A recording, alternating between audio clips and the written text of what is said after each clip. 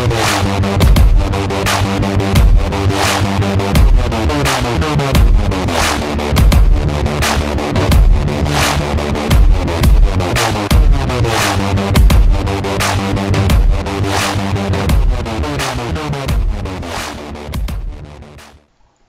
YouTube. Today I'm just going to be going over just the basics of jailbreaking video. For those of you guys who do not know exactly just how to jailbreak in general, just to do a simple jailbreak. A lot of the tools now have been updated to where they're a lot easier to use and more user friendly. One of the ones that I like to use a lot of the time is Red Snow. It's updated frequently, has a lot of good options, and it's easy to use. Another one you can use as well is Snowbreeze. I also have this installed on my PC. I don't use it very much, just occasionally whenever one of the two releases a jailbreak quicker. I use whichever client's there. To start off, you're going to need to know how to jailbreak. So what you're going to need to do is go online and either use the dev team blog. There's a lot of different things you could use, a lot of different sites you can use. Just use a search engine like Google or anything like that. And you can look up which iOS you're running, and with that iOS you can find out if it's even jailbreakable to begin with. So say if I have iOS 6 jailbreak.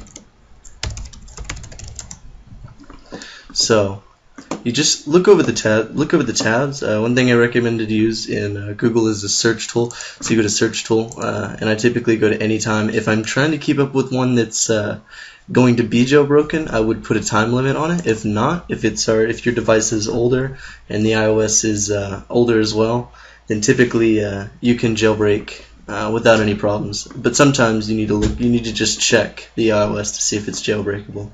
So as you can see right now, they're talking a lot about untethered jailbreaks, but the jailbreak for 6.0.1 is on currently a tethered jailbreak. So what a tethered jailbreak means is that you actually have to reboot the device through your computer in order for it to boot properly.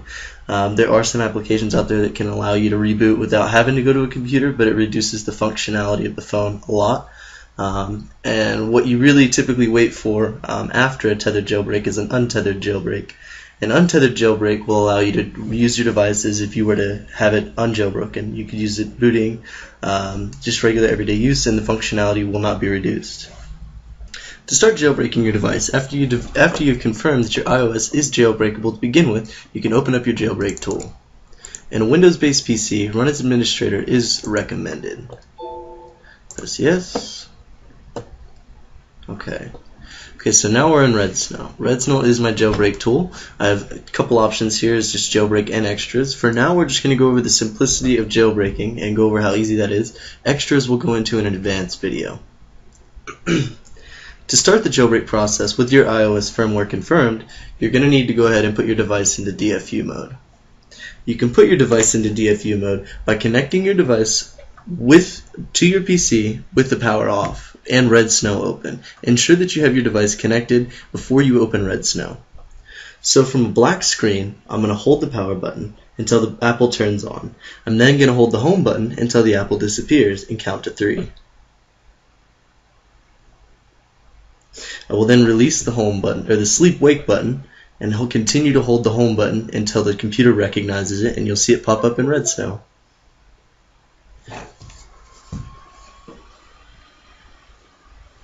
So my device is now recognized in Red Snow as in DFU mode, not by the firmware, but that it is in DFU mode.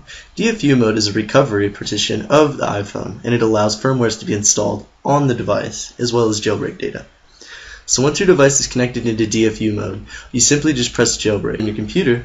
The next and the last part of it will actually be taking place on your phone. And as you can see in the video above me, you should be able to see my phone going through the jailbreak process.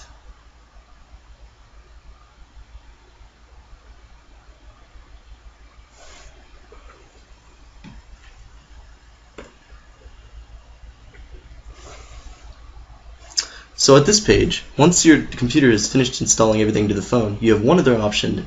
These two options I'm not exactly sure what they are. A custom bundle may be for a developer, but what you do need to have checked is your install Cydia. You may then press next. So now as you can see on my iDevice above me, the jailbreak data is now being downloaded directly to the device, and then it's going to be extracted. The device will then reboot and come to a jailbroken state. If your device is on a tethered jailbreak, you will need to go back into your Red Snow, reboot the device, and put it into DFU mode to boot it from that menu. I'll show you how to do that in just a second. Okay, so my device is now rebooting, and in the process of rebooting, remember that anytime you reboot your device, you're going to want to restart your jailbreak tool. So I'll go ahead and go to quit. When the device reboots, you can go ahead and reopen your jailbreak application if you have a tethered update. If not, whenever you jailbroke, and if you have a untethered jailbreak, you can go ahead and continue on using your phone as if you were to just use it every day. The jailbreak process is done. It's really that easy. And if I open up Red Snow, I can go ahead and show you guys who are on tethered jailbreaks out there how to actually boot your device from DFU mode in order to get it into the jailbreak state. Now that we're here at the main menu of Red Snow, we'll go ahead and start going into a little bit of extras. If you see the Just Boot menu here, you can select it. What you'll need to do before you use the Just Boot menu is put your device back into DFU mode by simply, remember that your device must be turned off. You simply hold the sleep wake button for 3 seconds. When the apple appears, you'll hold the home button. Continue to hold the home button until the apple disappears and wait an additional 3 seconds. And release the sleep wake button and continue to hold the home button. When your device is in DFU mode from this menu, the rest will be taken care of on Red Snow, and your device will reboot into a jailbroken state. The last thing you need to know about there, for beginners of jailbreaking, is something very simple. It's called Tiny Umbrella. Tiny Umbrella will save all of your SSH blobs from your device, as well as ones that are collected from Cydia over time of being jailbroken. Now that my Tiny Umbrella application has been opened, you can see all of my SSH that's been saved from this program and from Cydia as well. Cydia servers are accessible over most jailbreak tools and Tiny Umbrella as well. As you can see, my device is connected right now in the on state, so it will recognize that. When the first time you connect your device, it will actually take the information from your device, so you do not have to connect it in future times. So whenever you open Tiny Umbrella, it'll automatically update your SH blobs. Another good thing about Tiny Umbrella is that even if you're not on the firmware, when a future firmware update is released and Apple is signing the blobs, you'll be able to collect these as well without having to update your device. So what's significant about these blobs? Well, Apple uses these blobs in order to authenticate restores for your device. So if you collect these blobs, over time you'll be able to downgrade and upgrade to any firmware of your liking without having to go verification through Apple. And that's just about it. And more of the advanced videos that I'll go into, we'll go into extras of Red Snow and other things that you can do with your device and how to restore to those blobs that you've actually started creating. Thanks.